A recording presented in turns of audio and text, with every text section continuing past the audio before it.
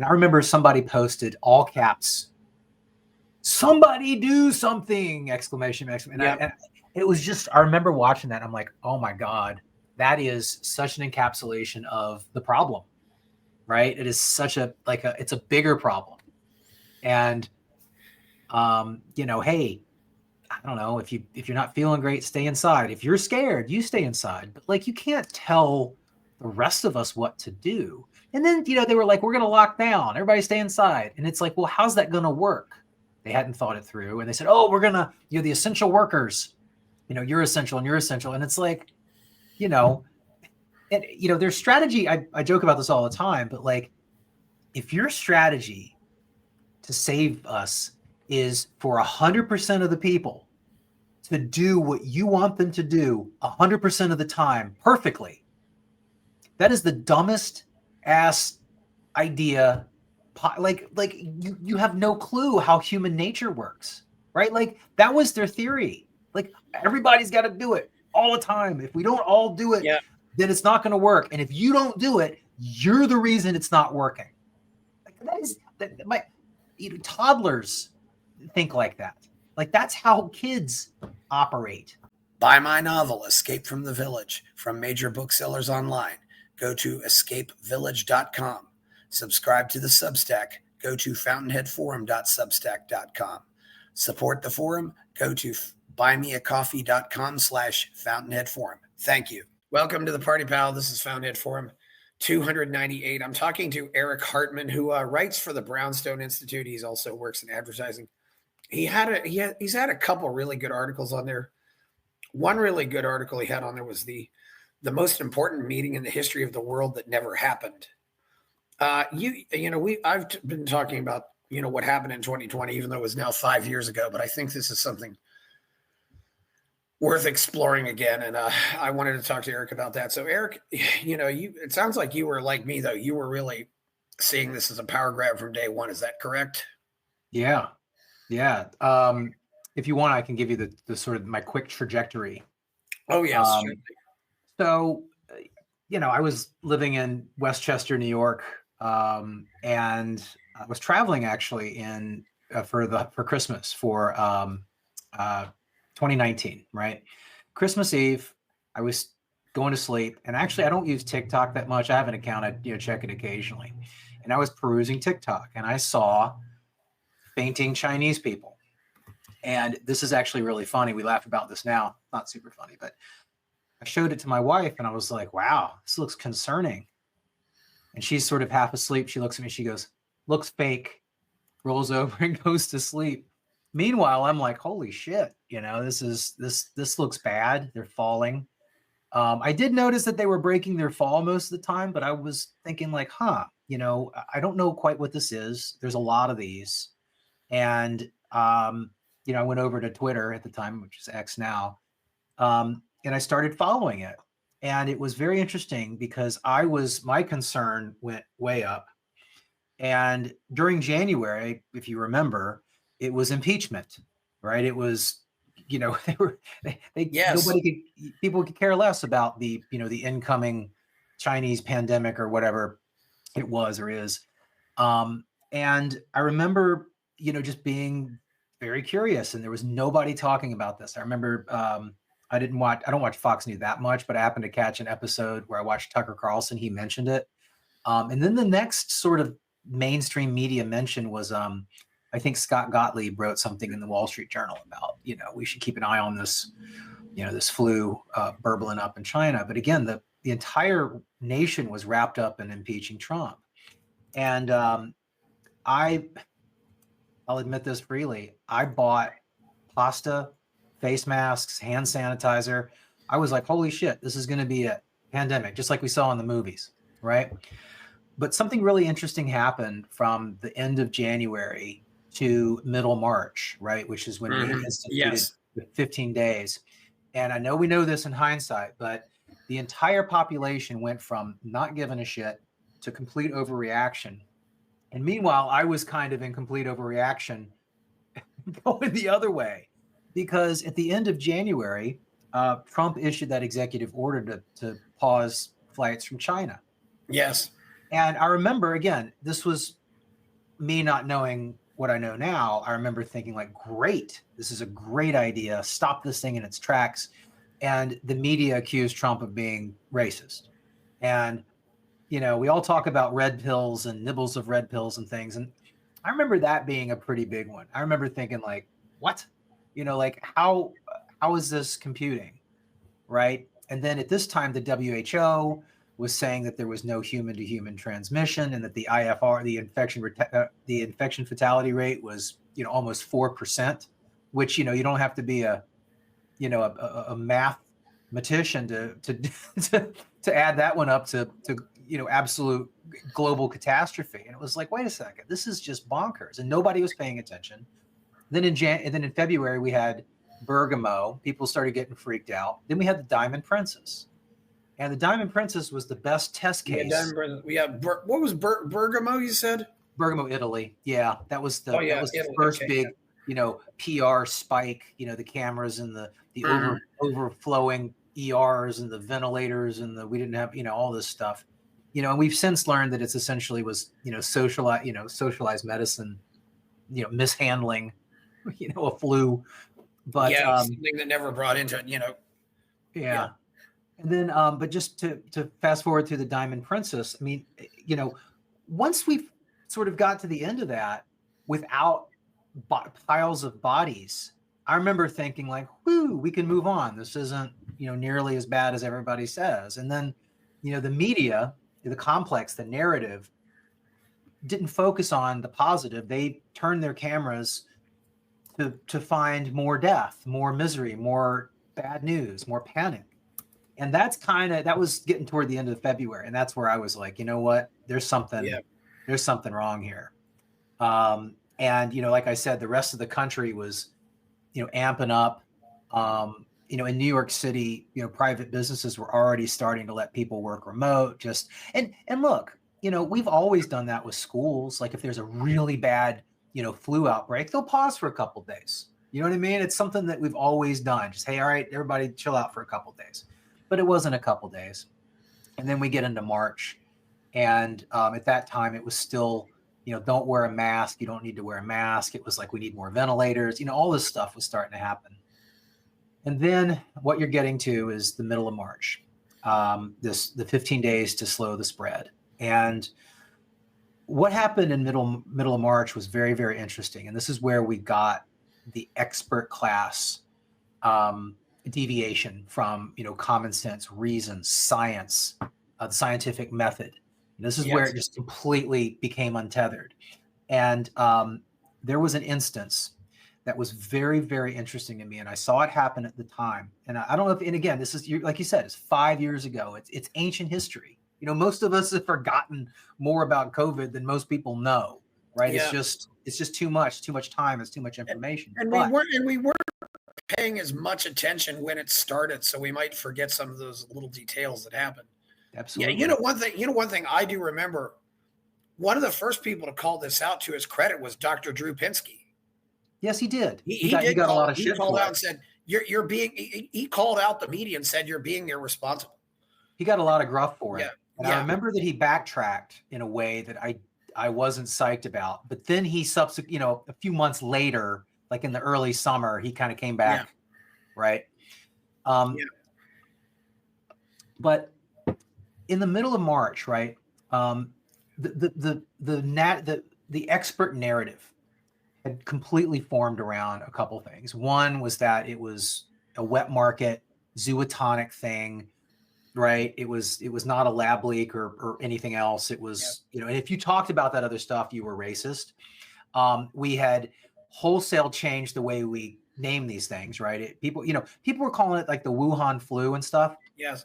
I didn't particularly think that was racially, it was just the way we name these things, right? This is the way we've always referred to them.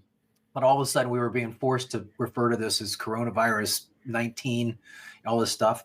But we did have a couple of experts who, maybe didn't call BS on the whole thing, but were starting to, write articles and do some interviews where they were saying like, this is not computing. There's some things over here that are weird, or check this out. One of them was our new head of the NIH, Dr. Jay Bhattacharya out of Stanford. He severely questioned the fatality rate and the infection rate.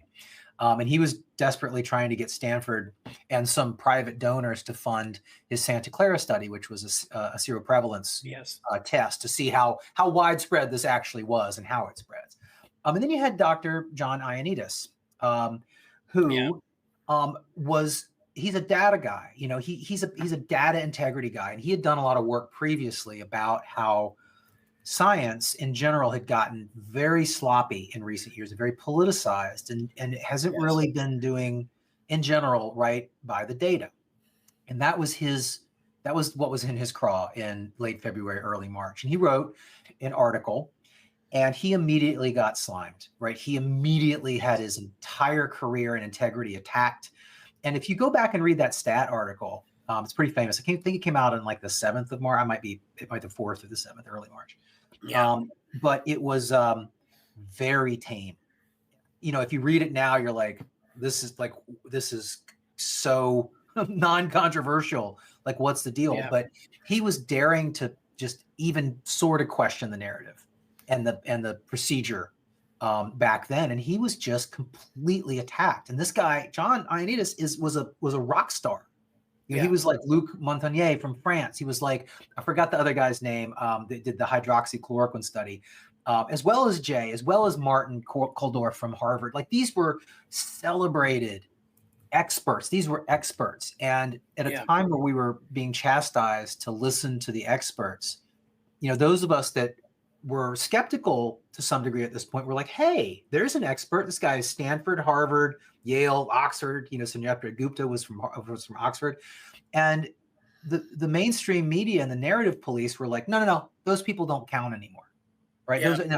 They disagree. So they're on the outs. They're not really experts anymore. And so there was like this, right? Yeah. It was so crazy how they were doing this in real time. Yeah. But so John Ioannidis started to construct essentially a posse of high-end experts, virologists, other scientists, doctors, subject matter experts on all things virus and pandemic and all this stuff. And he had a contact in the Trump administration. We don't know who that was, but who was that? Say that again. Who was the contact in the Trump administration? You don't know. Is this what I'm getting? Yeah. Oh, by the way, Eric, one other thing. Sorry to interrupt, but I just want to spell out these names for people who are listening. John Ioannidis, Ioannidis, Jay Bhattacharya, Bhattacharya, just in case anybody wants to look up these names. They probably know who these people are anyway, but I just wanted to do that as a courtesy. Sure. And they're well known. They're well enough known at this point where it auto completes a misspelling of their names and Bing and Google and GoDuckGo or whatever. Certainly, but they're both very uncommon names, and you might not even figure out, the BH and Bhattacharya or something like that. They are.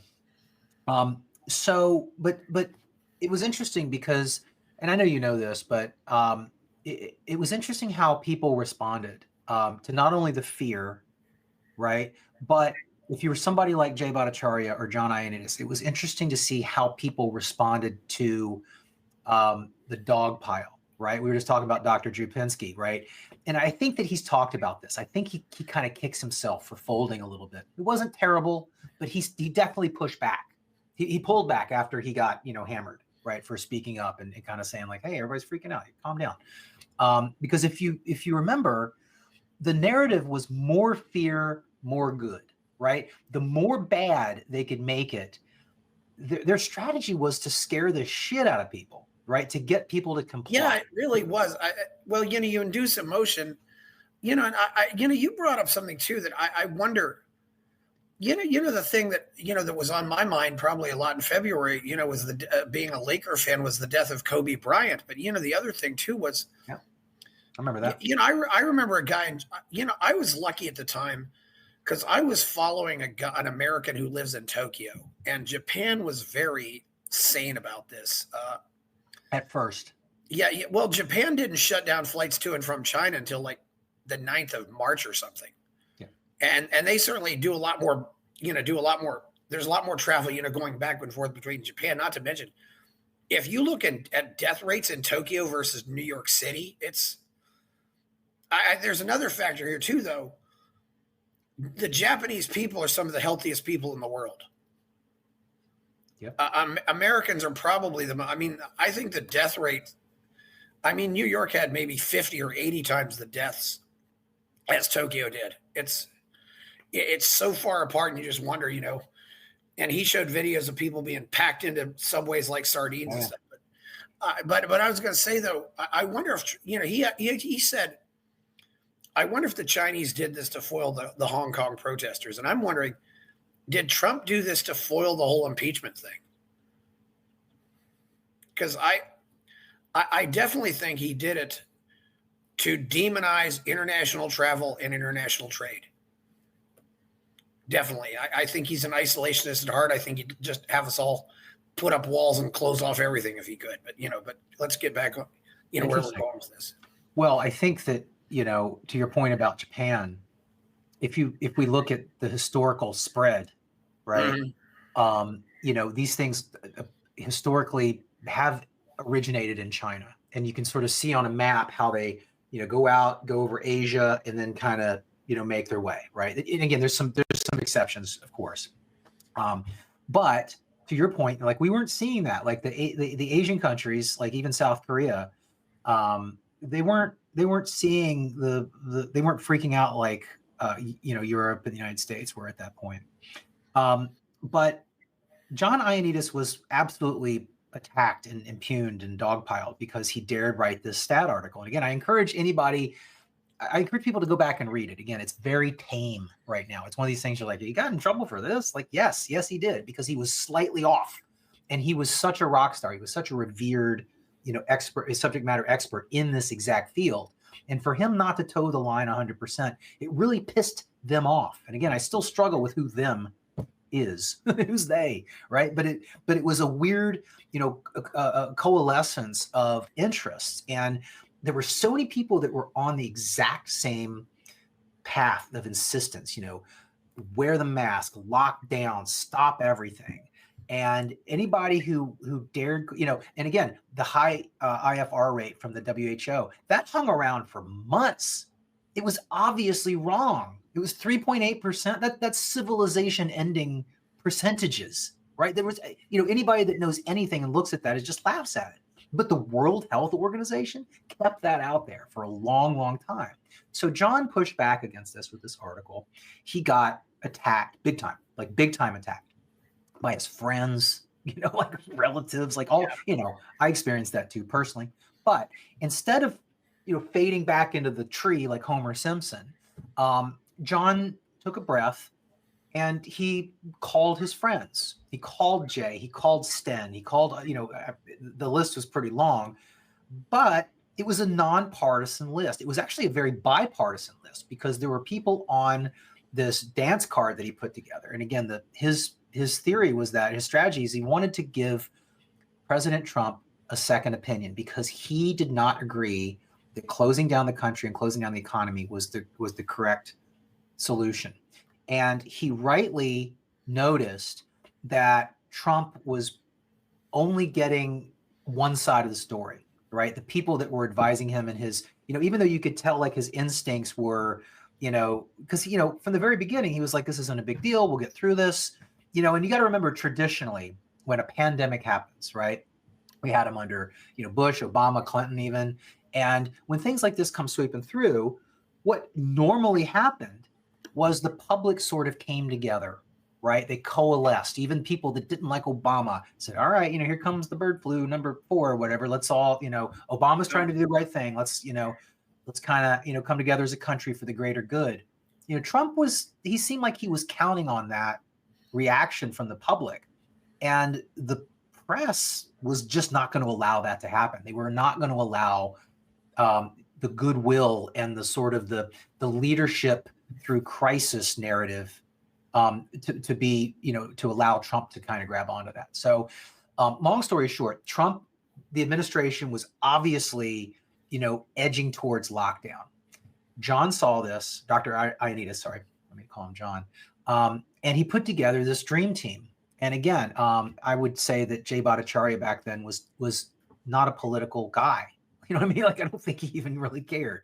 But he put together some other people that were very lefty. I don't think anybody in the team was super duper conservative or anything, but there were definitely some like very progressive experts in there. And John's idea was like, look, I think I'm right, but I'm a scientist. And so what I want to do is I want to present President Trump and his advisors, his top level advisors, with a group that has a variety of opinions on this. And I would say that, 90% of them were anti-lockdown. He actually had 1.5 dudes in there that were kind of in favor of lockdown. But the spirit of the conversation and having the honest dialogue was what was behind this meeting that John Ioannidis put together. But then something happened. The meeting was scheduled.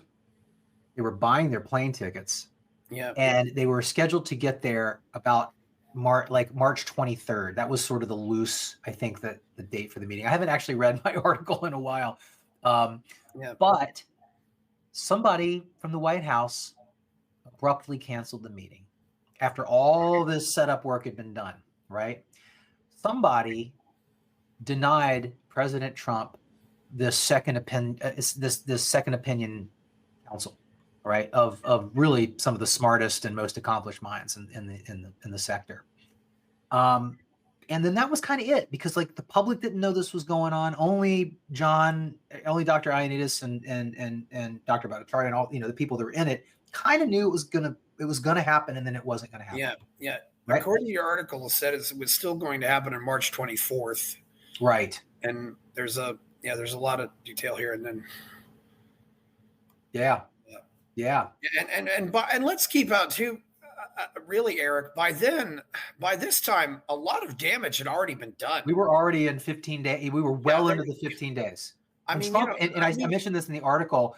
Trump had gone on CNN, or there was an interview where he casually mentioned that he really wanted to be open by Easter, right?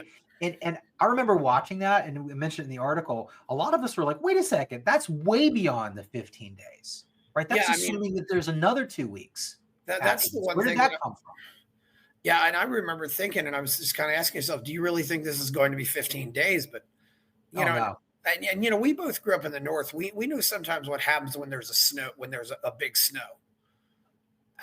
Things might shut down for 2 or 3 days, but everybody pretty much gets back to normal in about a week or so, and everybody gets caught up, and there's not really a lot of damage done. There's a little bit of damage, but not really that much. And I was just thinking of all the damage that was going to be done by this, and it was, and not to mention, also I did notice, and I think a lot of us did, that people were already starting to do less because of all the scaremongering. They weren't going out to bars as much. Totally. The NHL, the NBA, the NCAA basketball playoffs, all that nonsense. Absolutely. And I can't, and maybe that's what gets me too, is I can't think of anybody prominent in the business world who was also, the biggest name in the business world who was coming out against all of this that I could find was David Neeleman, who was the founder of JetBlue. I think Elon Musk. Well, and Elon Musk, not at the beginning, but he was getting fed up with it. Yeah, but you're right. Elon actually funded Jay Bhattacharya's Santa Clara seroprevalence study in February. Yeah. David Neeleman was one of the few heroes, and it really. I mean, I'm really after this, it's really made me much more negative about anybody who's a billionaire. That they're not in favor of capitalism, that they're not in favor of freedom. In fact, it seems like to me they purposely did this to line their pockets and take away from everybody else. Well, Mark Cuban funded a posse of Karens to prowl Dallas and I think Houston to find establishments that weren't wearing masks or not enforcing the mask rules and report them. Mark Cuban. Oh. But he literally funded a posse of mask Karens to sort of go and snitch on people. He used his own money for that. I only bring that up because Mark Cuban in the past has claimed to be a fan of Ayn Rand. I mean, and I call people like him. It's a crude way to put it, but I call them Ayn Rand masturbators. They read Ayn Rand, they say they like Ayn Rand, but they learn absolutely positively nothing from it. Exactly. You know, Yeah, I don't know how. I don't and see how they that just computes. yeah they just yeah. I'm glad you brought that up because gosh, It's almost like he and others take sort of the cliche misinterpretation of Rand, and that's what they like. It's like, well, I have to admit ARI sold out on this too, and I think that objectivism has always been this philosophy, of people who are slightly above average in intelligence, and so naturally, I often say it's the class of people who maybe have a 110 or 120 IQ. They're smart enough to know that they're above average, but they're still dumb enough to think that they know everything. And those people are actually very dangerous, and you have a lot of them because they're as a result also they're very sympathetic to the so-called expert class. They don't want to get rid. They really don't want to get rid of it. And really, the idea of freedom is that you don't have it. Well, you have an expert class, but they have no power other than the power of persuasion. But anyway, we're going off topic here. Yeah. So that was when the meeting happened, and all this. Well, the meeting was scheduled. It was on the calendar. They were booking their flights, and you got to remember, like, nobody was traveling during this point, so it was a big deal. And these were big deal people, right? And they all sort of coalesced on these email chains and phone calls and texts, and they were going to go. And then all of a sudden, it was canceled. Yeah. And nobody knew why, except for Dr. Ioannidis. He knows why.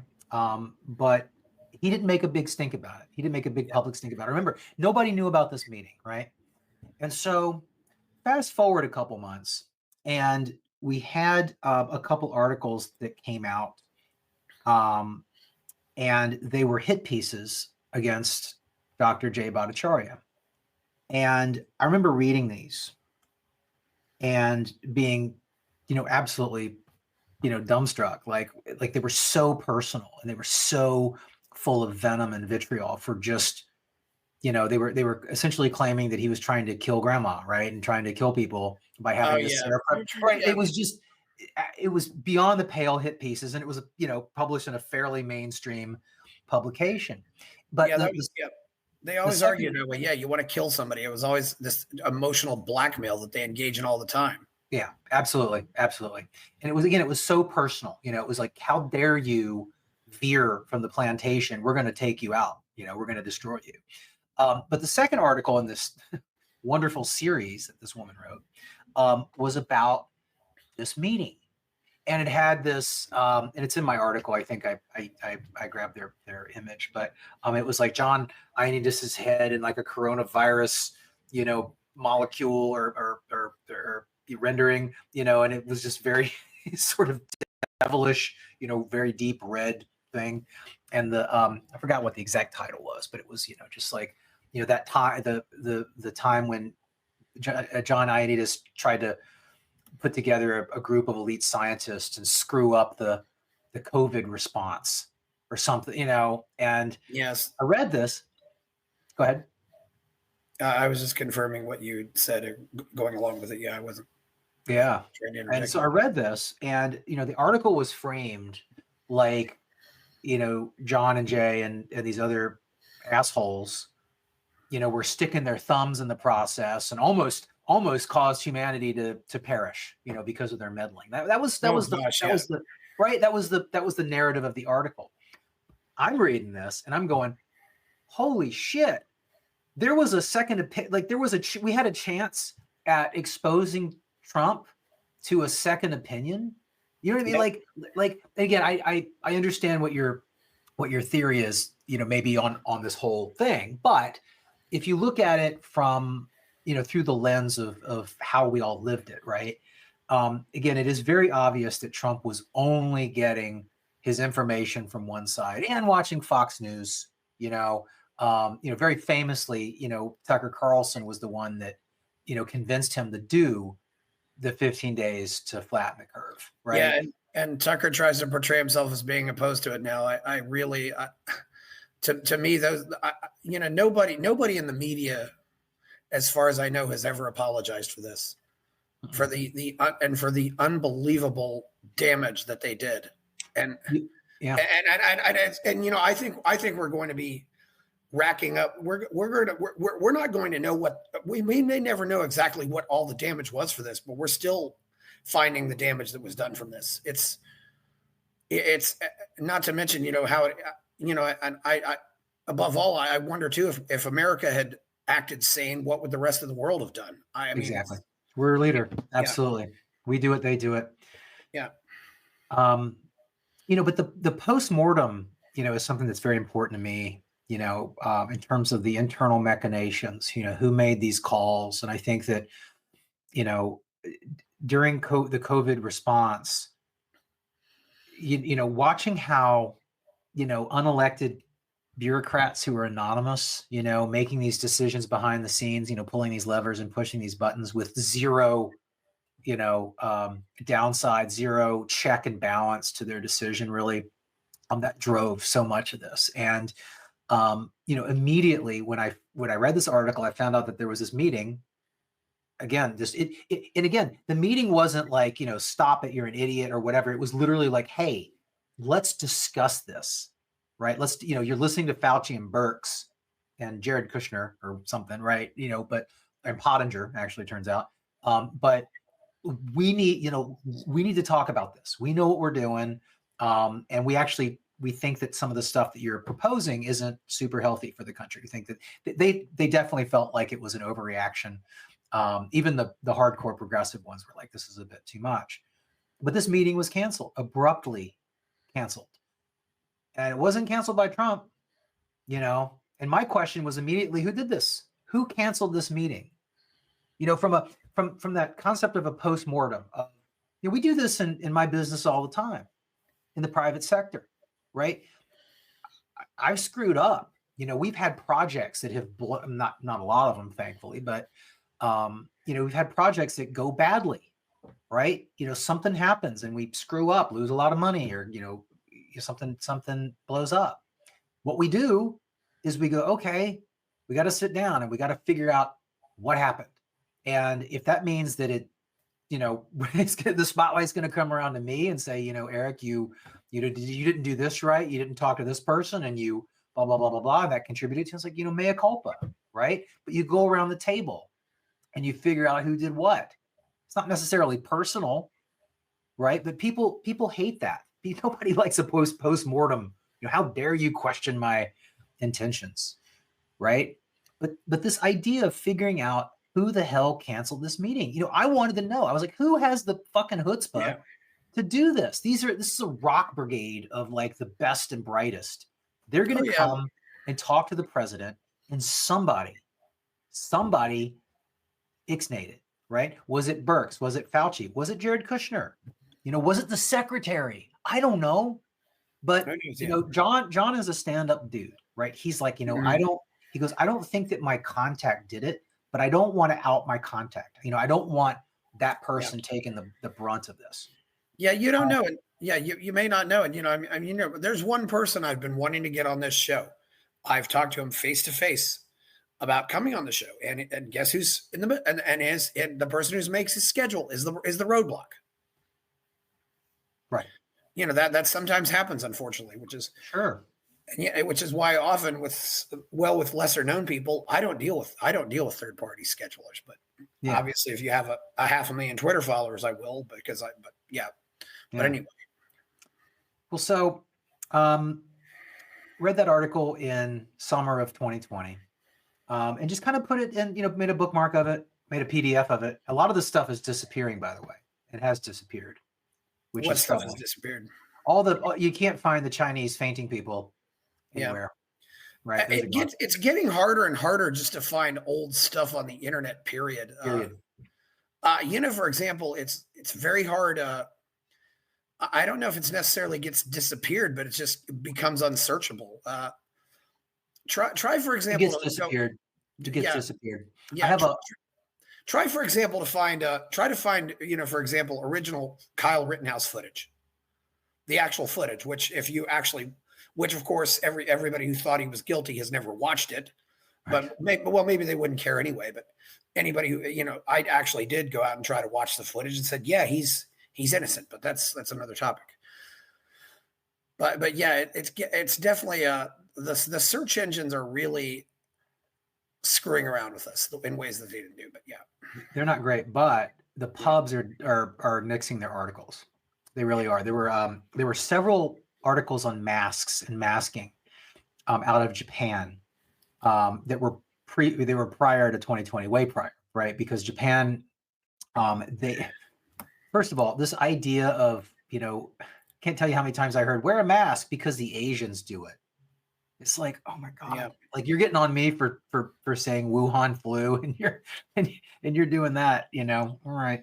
But the fact is that, Asians didn't do it. They did it more than other people, but it wasn't like an Asian thing. It wasn't a phenomenon. It was the story with the masks real quick in Japan specifically was that they started wearing them because if they were sick and they were, snotting and sneezing everywhere and they felt like that they still had to go to work and go out, they would wear the mask in order to be kind to their fellow travelers on the train. Right. It was empathetic. Right. Yeah. And then what they figured out was a lot of the young people were starting to wear the masks more for sort of a, kind of an anonymity thing. And it wasn't like they were committing crimes or anything, but it was more sort of like they didn't want to be noticed. And it's, how teenagers sometimes wear hoodies, they just, awkward or whatever, young people. And then a lot of young women started wearing them because they would go out of the house without makeup. And they just put this thing on and they'd be like, yeah, I'm sick, don't talk to me. And that way they didn't have to put on makeup to go out of the house. So there were several reasons. A lot of people found that they were helpful with pollen, right? Which makes sense because the pollen molecules are so big that they don't go through the fibers. And if you have seasonal allergies, some people were finding that they help with seasonal allergies. So mask usage in Japan wasn't huge, but the government actually had these campaigns to tell people to stop wearing the masks. And so I found several articles about this, they even had articles about the downsides of wearing masks. Increased carbon dioxide, decreased oxygen, breathing out spittle, the bacteria that grows in there, the microplastics and weird microfibers that are in masks. They're not great for you, right? You breathe those into your lungs. Those articles are gone. They have all been deleted. And I managed to, get, screen cap and get PDFs of a few of them, but they've been deleting this shit. Oh yeah. They just don't, just gone. I remember there were some women in the Midwest who also made a video, and it's probably still, maybe it's still out there, but they were saying, I don't know why OSHA hasn't come out about this, said anything about this. Because they actually, the Occupational Health and Safety Administration. The previous guidance was don't wear them. Yeah. Because, and one guy told me, at the beginning of 2020, it was a felony to wear that in Virginia, because you were trying to, because, you see that image, of the bank robber wearing the mask or something like that. There was a reason. You had a reason. It was, and to her, Angela McArdle was actually telling people at protests in California, wear a mask so people can't tell you who you are. It's really wild, and what you said about Japan too, unfortunately, most Americans cannot tell the difference between Japan, China, Korea. The cliche that they all look the same is unfortunately kind of true. And they all wear masks, and therefore, and they're smart, and they're smarter than us. Yeah. So we should do it. Yeah. One person also said too, you got to realize too, he said, as the guy watching Tokyo said, Japan does not want to give up the Olympics. that's what he said. They're looking forward to having the Olympics, but it was in some cases conservatives who were initially pushing this, and I do think it was to just demonize globalism and say we all got to just be isolated. And I mean, I don't know what is that a conservative. Yeah. I don't know. It definitely is for Trump. I think that's one of the things he's not traditionally conservative on. He's all over the place. Well, I remember, Ezra Levant of Rebel News in Yeah. March was also complaining. Oh, Trudeau hasn't shut down flights yet. Oh yeah. There was this whole thing about, yeah. So, really, I think if you buy into one level of the scaremongering, then it just is going to snowball into something else. Absolutely.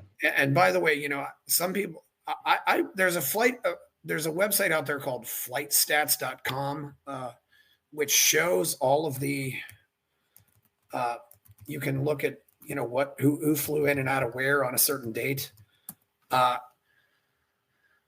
myth that, well, I can't seem to find it now, but that myth that China still allowed international flights in and out of Wuhan, that's baloney. They shut down all of them at about the same time.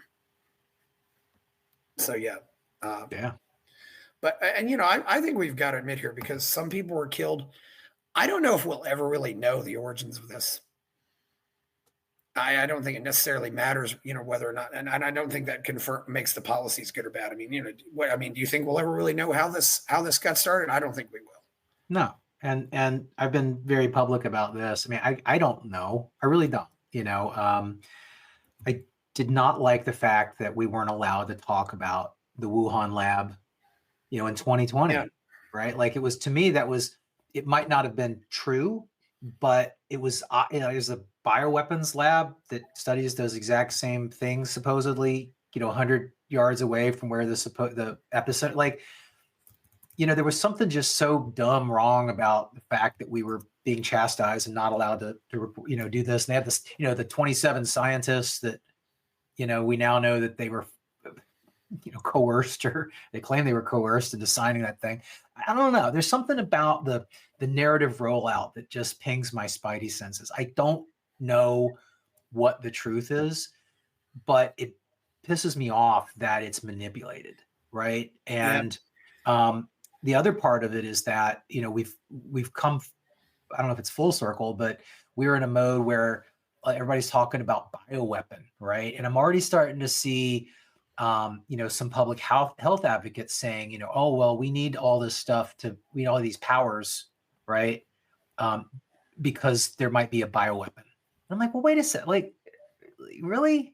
Is it, I don't know. Like, to me, that there are the designs and ends that some people want, and they are very willing to, manipulate the facts and the narrative and I don't know. And again, I don't really have a firm opinion on it. I think that there's a lot of bullshit out there. And I think that it's very confusing. And I think it's confusing on purpose in a way.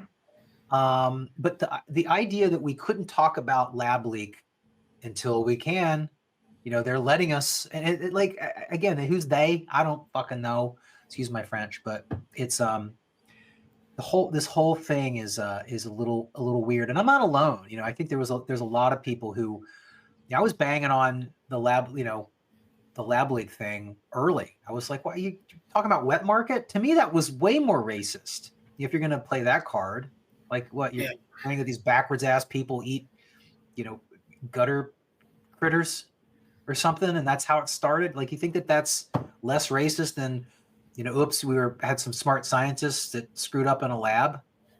I also felt like that lab leak was scarier, right? And we were talking about in spring 2020, they were obviously, the scarier the better, right? Remember the case counts on all the cable, like, all these cases today, they were, obviously totally over measuring cases, but they were like, let's err on the side of more, right? It's okay, because, fear is the motivator. And so if we lie a little bit, the noble lie, to get people to comply, right, with our strategy, then it's okay.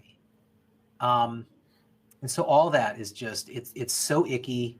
And I'm with you. Like, I'm not going to stop. I don't think that we can, sweep this under the rug and not investigate. I think that they're doing that. I think that there's a real passion, especially for the team reality people, the people that did live through this and stood up and spoke out and did work on this. Like, we're not we're not going to just forget about this. We're not going to let this go. Well, yeah, one thing we know is the people who are enemies of freedom and the enemies of civilization will definitely study this, because they're going to say, wow, this was really, when you think of, as I said, this was really a very brilliant psyop. Look at how it manipulated the public. And I agree, about free and open debate. But, I think one quote has always kind of saved me from this, and it's from H.L. Mencken, and I've quoted here before. Quote, "The whole aim of practical politics is to keep the populace alarmed, parentheses, and hence clamorous to be led to safety, parentheses, right, by an endless series of hobgoblins, most of them imaginary," unquote. I love that quote, and this was just a classic example. Much quicker way of saying what I was just trying to say. Yeah, and I remember, I still remember the big media scare of the year 2000 computer issue. Oh yeah, and how that baby blew up. That was the first, when that was the one time we had an apocalypse. And I think I was probably, and then of course there was the whole scare after the World Trade Center. This was never, but this never, I don't think this ever had broad popular support. But the thing that amazes me most about all of this is almost immediately a lot of the people who opposed this forgot that Trump was the biggest promoter of all.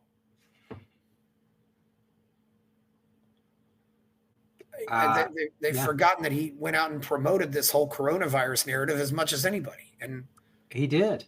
He did. He's been absolved. And I don't think he's been absolved, though. Yeah. Again, I don't know actually what happened. I really don't. But during January, when he was being impeached, I think it's fair to say that he was like, hey, look over here. Here's this thing. It could be concerning. And I felt like at the time, and I still feel that, it was sort of half and half, right? I think he was probably half actually concerned and half like, hey, let's get some coverage over here on this thing instead of this impeachment thing 24/7, right? It's understandable. Right? The politics that were underway in 2020, spring of 2020, were just bonkers. It's absolutely insane, right? I think that's one of the things people do forget, which was the political tenor. This idea that no matter what Trump did, he was wrong. He wanted to get reelected. And, a lot of people don't like to admit this, but Fauci in spring of 2020 was immensely popular. Like, this guy had like fucking 88% like Q score. Like, it was nuts. Here comes this kindly scientist. And by the way, my older gay friends were like, oh no, not that motherfucker. And I was like, oh, right? I was like, why? He's so smart. And they were like, you don't understand.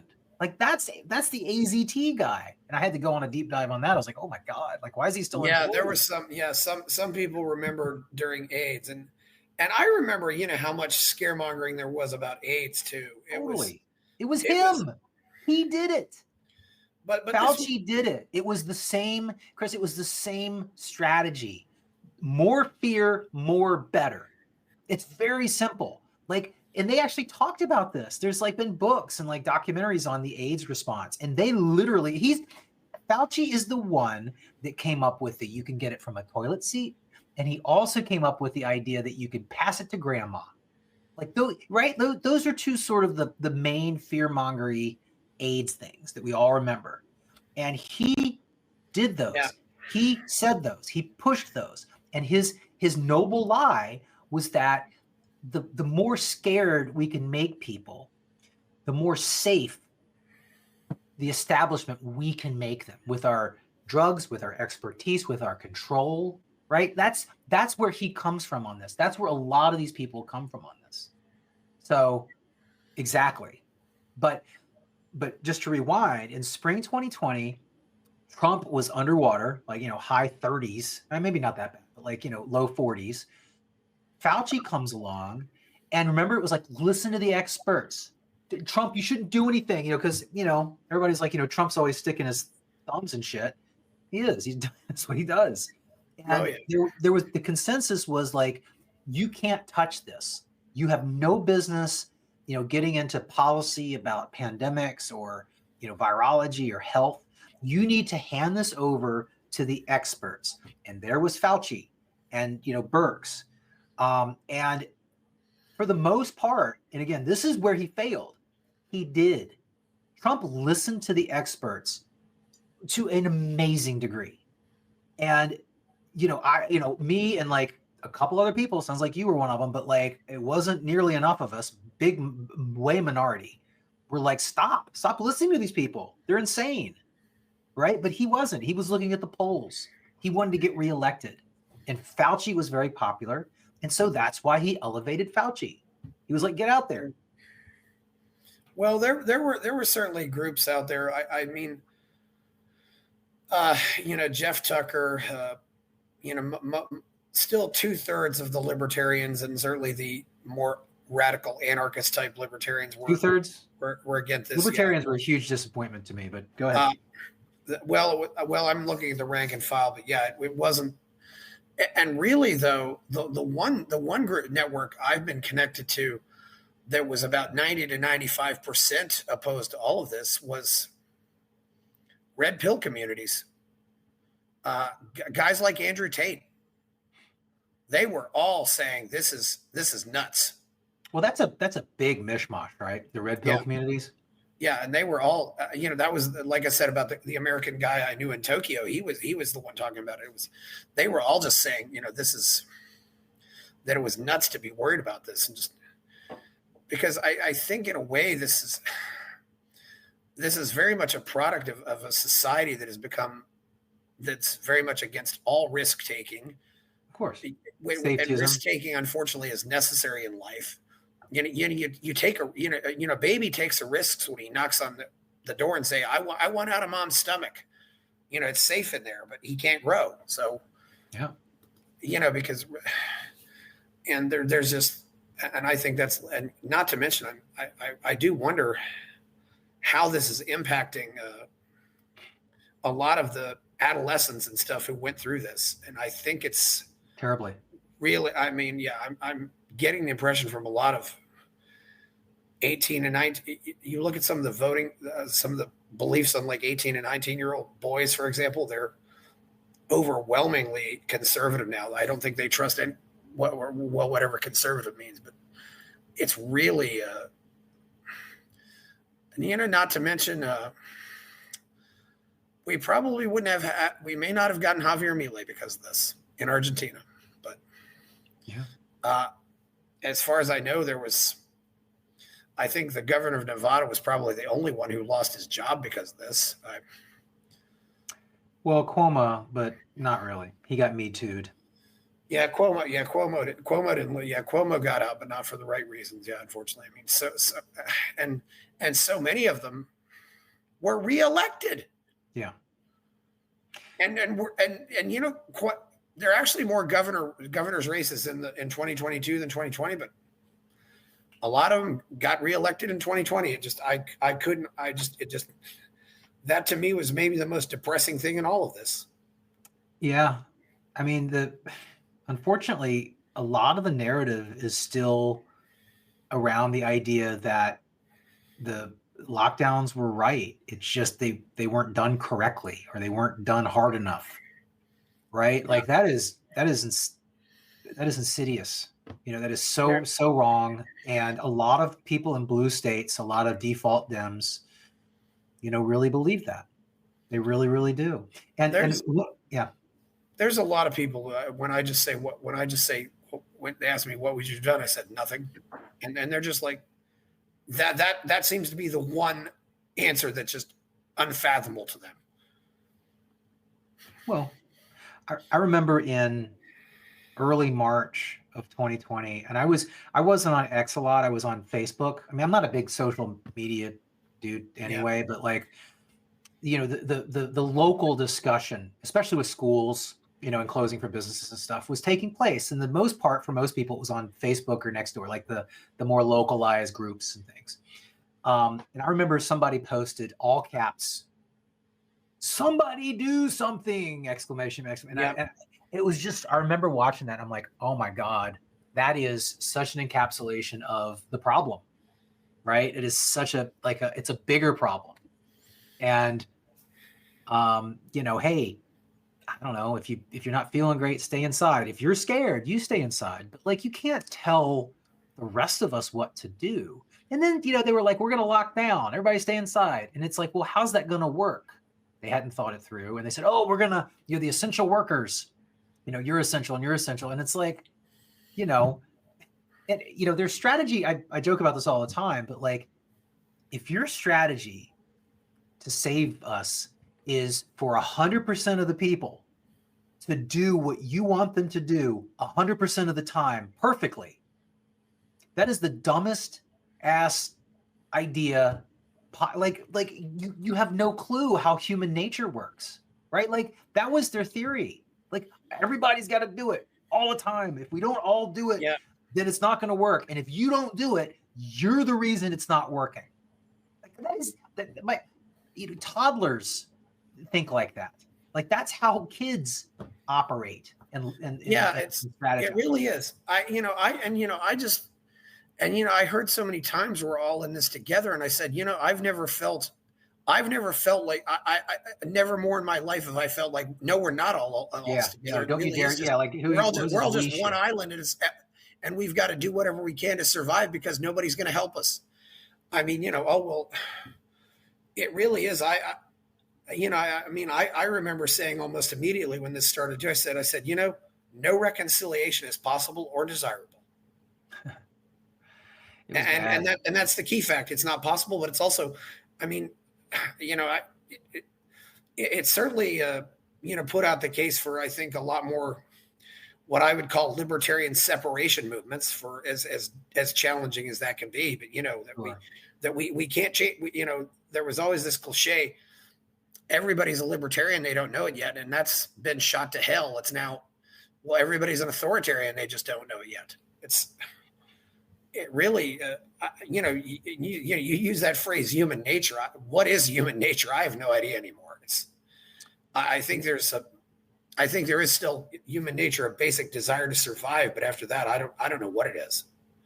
Well, I guess that when I was using it in the framework of, it didn't surprise me at all that people were going to get scared out of their wits and then try and use every mechanism they have to force everybody else to do what they think is the correct course of action. Yeah.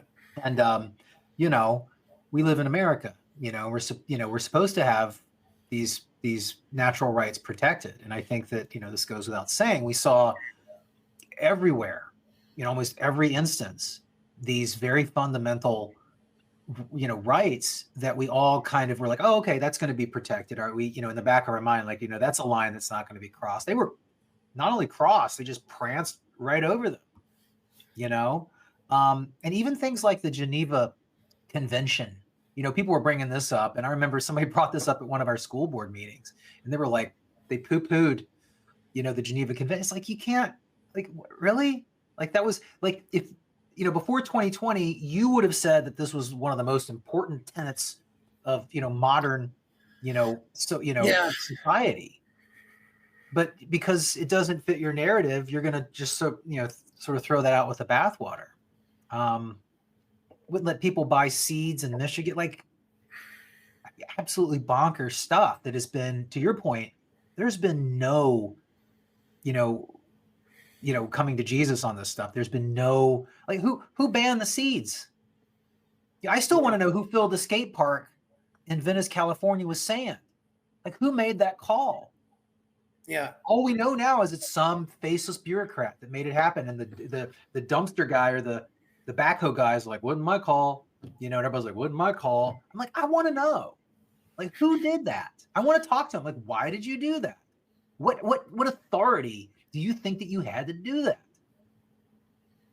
Right? But there's none of that. And I do think that, to your point about Trump, is interesting because he didn't want to talk about it either. Did you see that John Rich clip where he was talking about how he talked to Trump about the vaccines?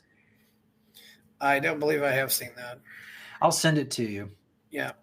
But just to summarize, he said he was sitting with Trump, I guess, last fall before the election. And Trump turned to him and said, John Rich, why are people booing me at my rallies? I never get booed, but only when I mention my vaccines. And John Rich essentially says, look, I've had friends and relatives that have been severely injured by these things. I've had known people that lost their jobs because they refused to take them. Mr. President, I don't know. It seems like to me you got hoodwinked and talked into something, but you need to stop talking about that shit Yeah. because it's not popular. And apparently Trump was like, I didn't know. You know, he's in a bubble, obviously, but you know, the responsibility for this needs to again. Post-mortem is how we heal. It's how we move on. It's how we learn. Yeah. Right.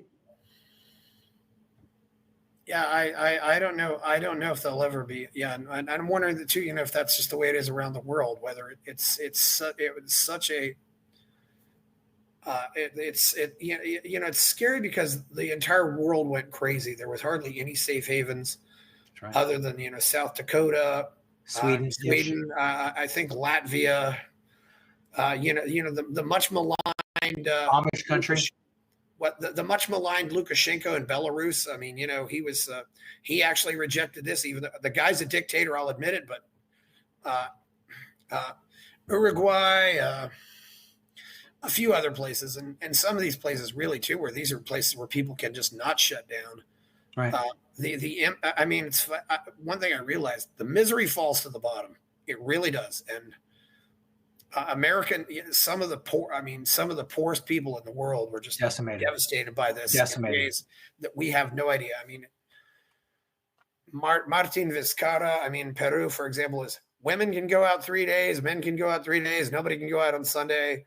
Woman in Peru getting arrested for taking out her trash.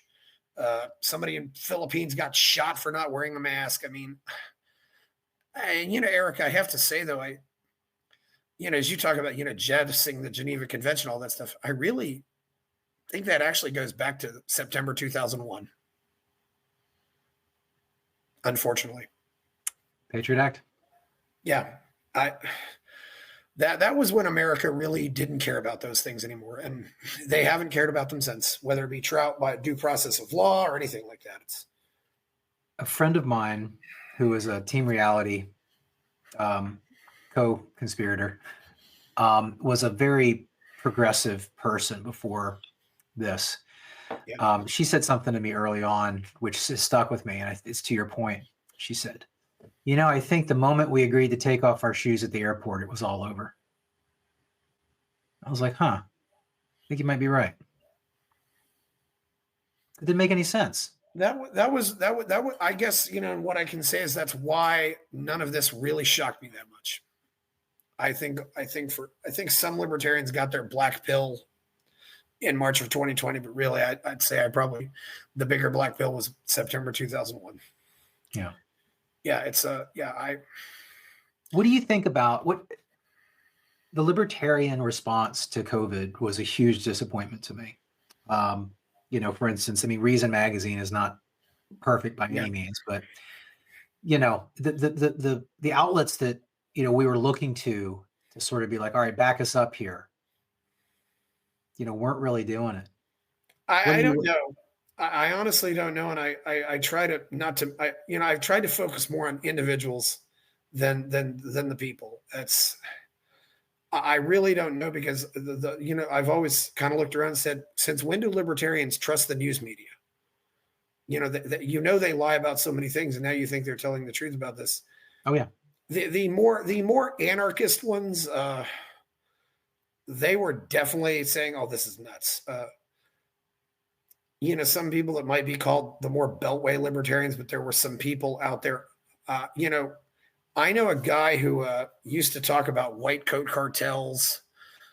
Was going to write a book and expose, and he went on several podcasts talking about the corruption of the medical system. He was opposed to licensing, all of that. And he completely caved on all of this. I have no idea why. Was he at risk? Was he?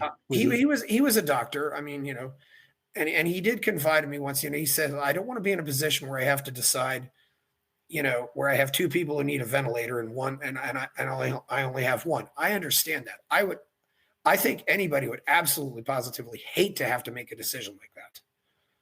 I get it. I can, I can remember watching MASH when they would have to make decisions like that. Sure. We can only save one person. We don't have the, and it is, because it is a position I don't think anybody wants to be in. Well, that was the flatten the curve, right? Yeah, That was the original. Yeah. That was the original societal agreement, which was we can't let the hospitals be overrun, right? Yeah. But as soon as we realized they weren't overrun, like the narrative went past that. That was no longer the goal, right? The goal was to stop the virus. Yeah, the goal was to slow it down. And I did ask one person, and I did ask this one guy too on the phone. Last time I talked to him on the phone, I said to him, has anybody threatened you? Did anybody say threaten to take away your license or anything like that? So I don't know. I really don't know. It was all weird. It really, and I think and as I've said, if a scumbag like Anthony Fauci cannot unify libertarians, will anything ever unify them? And it's certainly easier to unify a movement around an enemy than something positive. Yeah. Yeah. This guy who's been working in the bureaucracy since 1968. The highest paid bureaucrat by far. Yeah, and also at the beginning of this, I was doing computer work for hospitals. I was seeing in some ways on the inside how this extremely troubled and broken industry operates. Oh yeah. And I have tremendous respect for frontline healthcare workers, the clinicians, the nurses. I think I did lose maybe a little bit of respect for doctors, but the people who go out and do the real healthcare work, I think, are great people. I think they're very dedicated and I think they care. But these people in the administrative offices at the hospitals, they are garbage. They are completely worthless as they can be.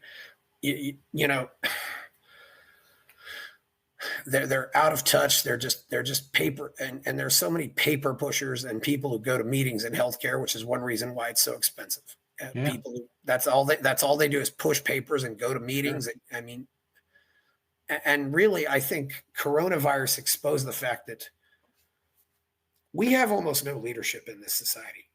We don't have, like I said, as I was working in the hospital, we don't call them leadership. It's management. It's not leadership. Right. And I don't know how, the one place where you still see great leadership is in sports, football coaches, basketball coaches, but that's about it. And I don't know how, we fix this. It seemed like to me, almost kind of like a societal suicide in a way, where we're literally just going to destroy ourselves and for nothing. And what you say you're going to save lives, but you're going to take away all the things that make life worth living. And certainly kids committing suicide during this, and just the scaremongering that happened with kids. I think But they didn't care. You got to break a couple eggs to create a safety omelet, Chris. Like, again, they felt like their intentions were golden, right? And I know I agree with you about the vast majority of frontline healthcare workers, and even most doctors. I think that their hearts are in the right place. And they mean well, and they want to help and save, and blah blah blah. But once you sort of accept, that core piece of the narrative where it's, again, more fear, more better, right? We saw this in the hospital coding, right? There was a monetary, incentive to code for COVID, but there was also a psychological benefit for them to code everything as COVID. And what that said was like, oh, it's all over the place. Oh my God, and again, this is what I mean about human nature. These frontline workers, again, in abandoned hospitals, right? They had to lay off people. Like they weren't overrun. There was no hospital in the United States that was overrun. There just wasn't. The only one that they kind of can claim is Elmhurst, but that's in Queens. That's the homeless hospital. It's always fucked up. It's always terrible. Yeah. And it wasn't even as bad as it was during the 2019 flu season, right? That they actually had tents in parking lots in 2019 to handle the flu. People don't know that because there wasn't the media craziness about it. Yeah,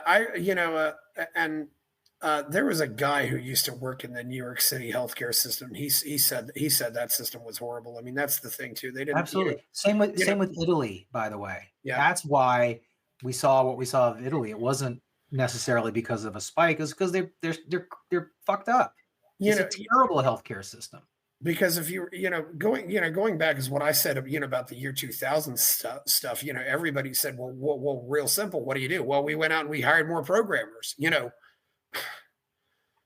We had a crisis. We went out and hired more programmers. And but healthcare is, it's like, well, we can't just go out and hire more doctors because we have all this licensing bureaucracy and stuff. Like doctors can't go to other states and all this regulatory crap. It's that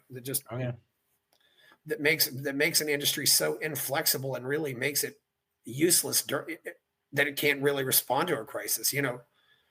I mean, I had a guy, talking about what happened on the USS Liberty, when a ship gets attacked and there's one doctor on the ship, and he said, yeah, we immediately became corpsmen, and we had to learn, guys had to learn how to bandage and stuff like on the spot. It's because that was in the military, and it's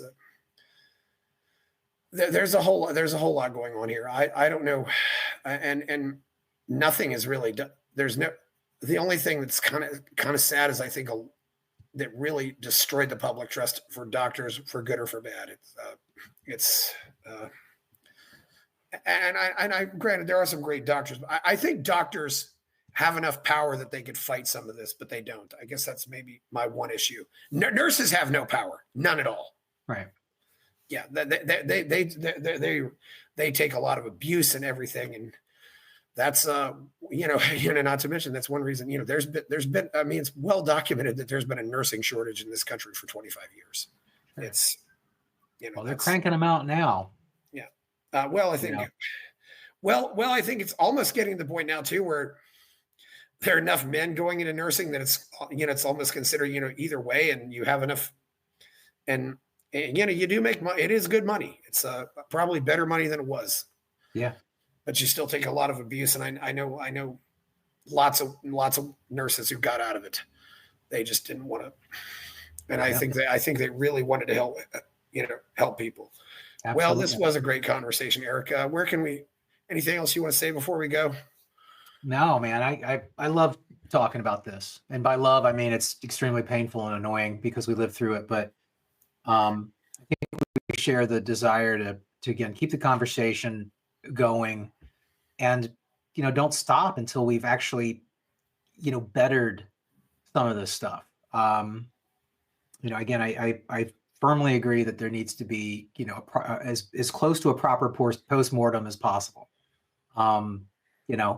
The names, the decisions, we need to know as much as we can get in terms of how this happened. And then we need to do the hard work to make sure it never happens again. It was an absolute catastrophe. And to your point about the kids, they really bore the brunt of this, and this idea that kids were resilient. Oh, they'll be fine. It was said by people that don't have kids or don't care about kids. My kids were severely affected. They were very young. Again, I think it was not as bad as some of the, junior high and high school kids at the time. My kids were in elementary school. My kids, missed a year of school. They don't know how to write their names in cursive. There's some problems, and, the online school and the stress, right? It was so stressful for the kids, but, count our lucky stars.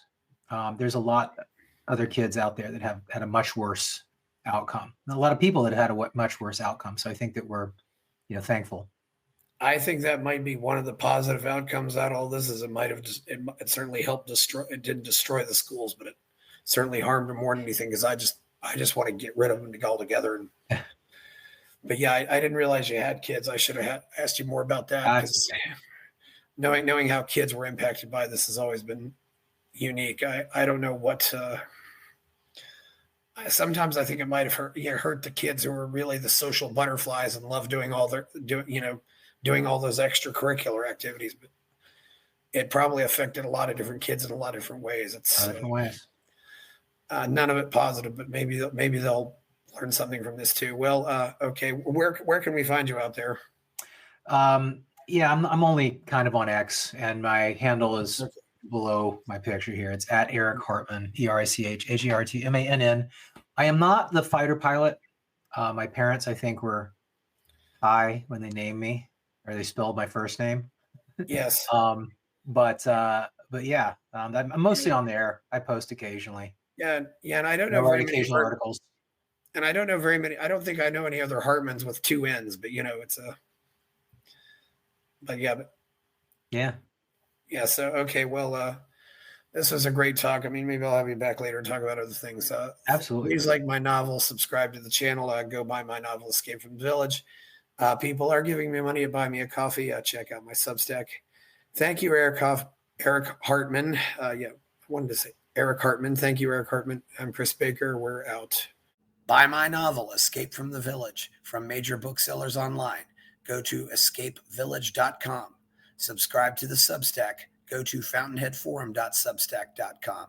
Support the forum. Go to buymeacoffee.com/fountainheadforum. Thank you.